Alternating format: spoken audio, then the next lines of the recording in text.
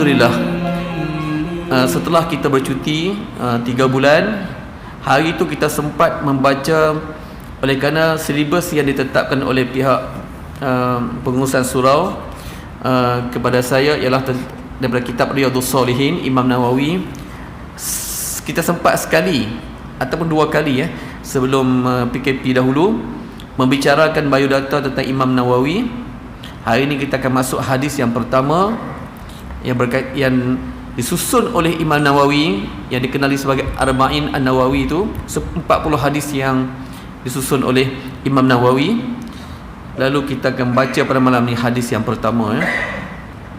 Kita terus je, takut masa tak mengizinkan kita, dan kita akan berhentilah ngangam masuk isyak. Okey, hadis yang pertama, hadis an Amirul Mukminin Abi Hafs Umar bin Al-Khattab radhiyallahu anhu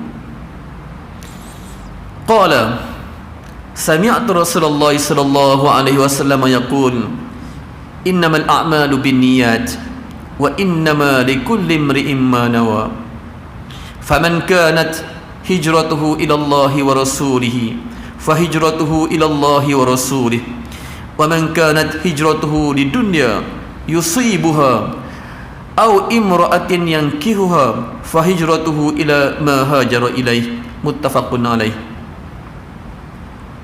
Daripada Amirul Mukminin Abi Hafs Umar bin Khattab radhiyallahu anhu. Umar ni jarang kita dengar dia meriwayatkan hadis, tak banyak berbanding dengan anak dia Abdullah ibn Umar. Umar sendiri sama juga dengan Abu Bakar.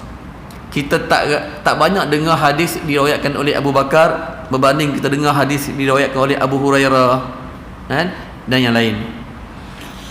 Umar satu pemimpin yang sangat-sangat menitik beratkan terhadap rakyat dia. Dia cukup takut kalau seekor unta mati dia kerana kelaparan, dia merintis, takut Tuhan tanya di akhirat besok.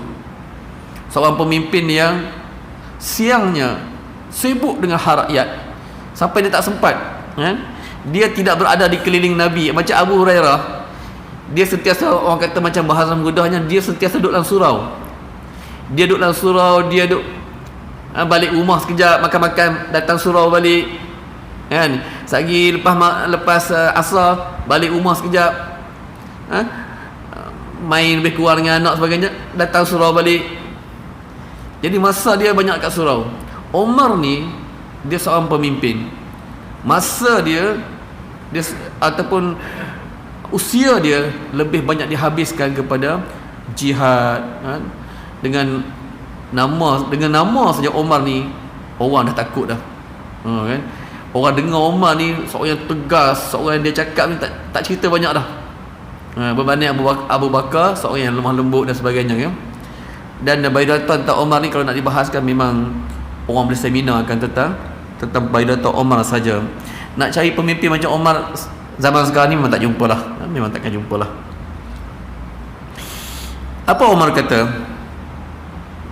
Aku mendengar baginda Nabi sallallahu alaihi wasallam bersabda, hanya sah segala amalan itu dengan niat. Dan sesungguhnya setiap orang yang akan mendapat sesuatu berdasarkan niatnya. Kata Umar, innamal a'malu binniyat. Kata Nabi, innamal a'malu binniyat. Seluruh amal kita ni, dia punya kompas dia dekat niat tu. Wa innama likulli imri'in ma nahwa. Orang tu dia akan mendapat sesuatu berdasarkan apa yang dia niat. Dia cerita hadis, kita akan cerita nanti Faman kanat hijratuhu ila Allah wa rasulih. Siapa yang berhijrah dengan niat kerana Allah dan Rasulnya, fahijratuhu ila Allah wa rasulih, maka hijrahnya itu diterima oleh Allah dan Rasulnya. Dan sesiapa yang berhijrah, faman kanat wa man kanat hijratuhu di dunia yusibuha, kerana keduniaan, niat dia untuk mencapai matlamat keduniaan, yusibuha, dia akan dapat, awi imra'atin yang kiwa, ataupun dengan niat nak kahwin dengan perempuan, fahijratuhu ila ma hajar ilaih, maka dia ataupun hijrahnya itu akan menghasilkan sesuatu apa yang dia niat itu. Hadis muttafaqun alaih, yang hadis diriwayatkan oleh Imam Bukhari dan Muslim. Apa kita faham daripada hadis ni ya? Tuan-tuan dan puan-puan, para tamu Allah yang dikasihi sekalian, kebanyakan kitab hadis meletakkan hadis ini di awal tajuk mereka. Kebanyakan ulama-ulama hadis termasuk Imam Bukhari ya, meletakkan hadis ini betapa pentingnya niat ini duduk nombor satu dalam seluruh gerak kerja amalan kita. Apa sebab ataupun kalau Al-Quran kita tahu asbab nuzul Al-Quran itu sendiri, asbabun nuzul. Manakala hadis ni disebut sebab wurudul hadis, sebab hadis tu dikeluarkan. Dia ada kisah dia, kan? Kisahnya apa dia? Kisahnya seorang sahabat Nabi yang meminang seorang perempuan, Ummu Qais, kan? Tetapi pinangan itu ditolak dengan satu syarat, ataupun nak diterima dengan satu syarat. Lelaki ini mesti ikut dia hijrah ke Madinah. Di saat mana? Di saat umat Islam ditekan, di saat umat Islam dalam keadaan yang ditindas di Mekah, maka Nabi perintahkan semua sahabat atau beberapa sahabat semua hijrah ke Madinah. Maka ramailah sahabat berhijrah semata-mata nak pertahankan agama itu. Tapi ada seorang sahabat ni, makwa dia, kita bahasa mudah kan, makwa dia turut berhijrah. Jadi makwa dia bagi syarat, kalau nak kahwin dengan aku, kau kena hijrah ikut sekali dengan aku. Maka orang tu atau sahabat ni setuju, nak ikut makwa dia pergi ke Madinah. Perempuan ni lah, Ummu Qais ni akhirnya digelar lelaki ini Muhajir Ummu Qais, orang yang berhijrah sekali dengan Ummu Qais ni. Nabi dia tahu niat orang ni, sahabat ni, bukan niat kerana Allah, bukan niat kerana mengikut ajaran Nabi atau mengikut perintah Nabi, tapi dia niat nak ikut makwa dia ni dengan harapan dia dapat kahwin dengan perempuan tu. Nabi bila tahu benda ni, Nabi bagi dia. Sebab apa? Kita akan cerita nanti ya. Betapa benda-benda yang besar macam ni, hijrah adalah benda yang besar, bukan benda yang kecil-kecil. Seluruh amalan kita, tambah-tambah lagi benda-benda yang besar yang berkaitan dengan haji, yang berkaitan dengan zakat, yang berkaitan dengan solat, yang berkaitan dengan puasa, yang berkaitan dengan berbagai-bagai amalan besar yang lain. Niat itu jadi tunjang dia. Kita kena niat. Mari duduk kat masjid ni, datang masjid ni, kita niat dekat rumah lah, kita niat dah, ya Allah, mudah-mudahan aku datang masjid ni nak sembahyang berjemaah niat kerana Allah. Kalau ada majlis ilmu, aku nak duduklah majlis ilmu dengan niat kerana Allah. Amalan-amalan yang besar macam ni dia kena niat.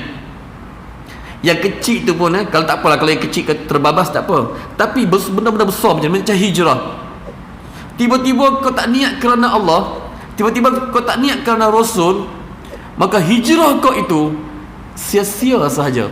Kau dapat kahwin perempuan tu, kau dapat meminang perempuan itu, pahala kau di sisi Allah kau tak dapat. Berbanding dengan sahabat-sahabat lain tu, mereka mendapatkan ganjaran yang besar di sisi Allah kerana berhijrah bersama baginda Nabi sallallahu alaihi wasallam.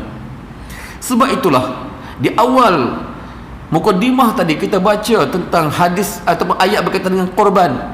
La yanalallaha luhumuha wala dima'uha, la yanalallaha luhumuha wala dima'uha, walakin yanaluhu taqwa minkum.